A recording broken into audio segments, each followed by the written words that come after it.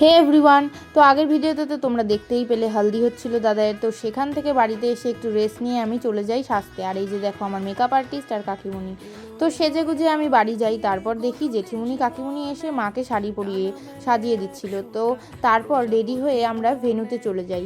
আর ওখানে গিয়ে দেখি দাদায়ের গাড়ি, ওখানে ওর শাশুড়ি মা ওকে বরণ করে নিচ্ছিল। আর এদিকে দেখো সবাই দাঁড়িয়েছিল। তারপর দাদাইকে ওপরে নিয়ে এসে আমরাও এই ঘরে চলে আসি। বীভৎস গরম পড়েছিল সেদিন। তারপর এখানে সবাই মিলে একটু আড্ডা দেওয়ার পরে আমরা চলে গিয়েছিলাম স্টলের দিকে।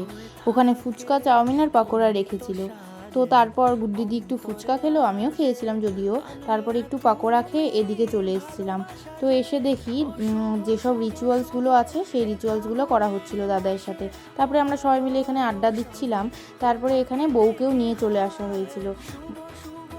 তারপর এখানে ভাগ্নুকে দেখো, ও একা একাই খেলছিল ওর নিজের মতো করে। তারপরে ওকে ওখানে খাওয়াচ্ছিল দিদি। আর তারপরে এই যে ভাইউকে দেখো, আমি ওর নাচে ভিডিও করছি জানতে পেরে ও চলে গেল।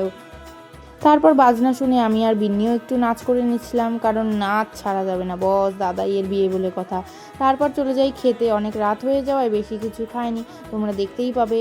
নান, মেটে চানা, ফ্রাইড রাইস, নবরত্ন আর বিয়ের সোস টপার মাটন খেয়ে তারপর চাটনি, পাঁপড়, মিষ্টি খেয়ে নিয়ে এদিকে চলে এসেছিলাম। ভাগ্নুকে দেখো কত খুশি ওর। তো এখানে একটা মহাদেবের মূর্তি রাখা হয়েছিল। তারপর অনেক রাত হয়ে যাওয়ায় আমরা যে যার মতো বাড়ি চলে আসি। দেখা হচ্ছে পরের মিনি ব্লগে, বাই।